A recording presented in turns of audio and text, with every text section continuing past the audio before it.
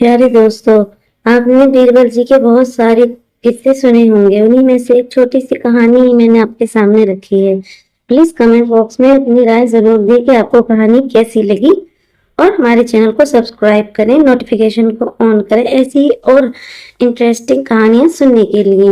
एक दिन अमीर आदमी बीरबल के पास आया। उसने बीरबल से कहा, मेरे यहाँ 7 नौकर हैं, उनमें से किसी ने मोतियों से भरा मेरा बटुआ चुरा लिया है। कृपया आप मेरी मदद कीजिए और उस चोर को खोज निकालिए। बीरबल उस अमीर के घर गए। उन्होंने 7 नौकरों को एक कमरे में बुलाकर कहा, देखो मेरे पास 7 जादुई छड़ियां हैं। इस समय इन सभी छड़ियों की लंबाई समान है। मैं तुम में से हर एक को एक एक छड़ी देता हूँ। तुम में से जिसने चोरी की होगी उसकी छड़ी बढ़ जाएगी। जिस नौकर ने बटुआ चुराया था वह बीरबल की बात सुनकर बहुत भयभीत हो गया।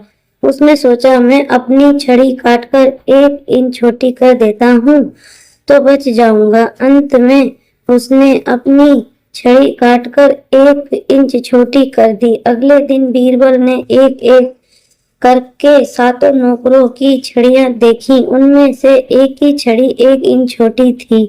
बीरबल उसकी ओर उंगली से इशारा करते हुए बोले, ये रहा चोर। ये सुनते ही उस नौकर ने अपना अपराध स्वीकार किया। उसने मोतियों से भरा बटुआ अपने मालिक को लौटा दिया, फिर उसे जेल भेज दिया गया। आपके लिए बहुत दिल से स्टोरी लाती हूँ प्यारे दोस्तों, और आपसे भी उम्मीद करती हूँ आप मेरे चैनल को सब्सक्राइब जरूर करेंगे, लाइक करेंगे, शेयर करेंगे। Thanks for watching. Allah Hafiz.